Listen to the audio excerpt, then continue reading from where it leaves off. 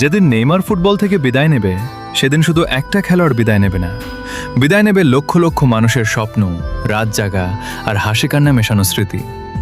Brazil team support করে শুধু নেইমারের জন্য হয়তো সেদিন থেকে টিভির সামনে কেউ আর আগের মতো বসবে না। রাত 2টার ম্যাচ, যেখানে চোখে ঘুম কিন্তু মনে শুধু একটাই অপেক্ষা, আজ নেইমার কি ম্যাজিক দেখাবে। হয়তো কেউ আর সেই অপেক্ষায় থাকবে না। যে ছেলেটা ড্রিবল করে 3 থেকে 4 জনকে কাটিয়ে যেত, যে হাসি মুখে খেলতো, যে হারলেও কাঁদতো, জিতলেও কাঁদতো, সে একদিন চুপচাপ বলবে, আমি আর খেলবো না। সেদিন তার ভক্তদের চোখে পানি থাকবে।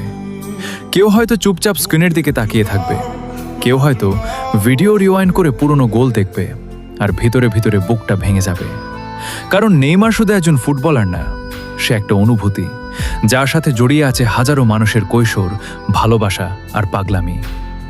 অনেকেই বলে নেইমারকে সবাই ভালোবাসে না, কিন্তু সত্যি বলতে যারা নেইমারকে ভালোবাসে না, হয়তো তারা ফুটবলের সেই সৌন্দর্যটাই পুরোপুরি বোঝে না।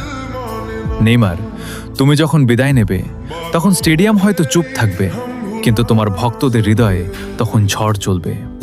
কারণ কিংবদন্তিরা কখনো হারিয়ে যায় না, তারা থেকে যায় প্রতিটা ড্রিবলে, প্রতিটা স্মৃতিতে, প্রতিটা ভালোবাসায়।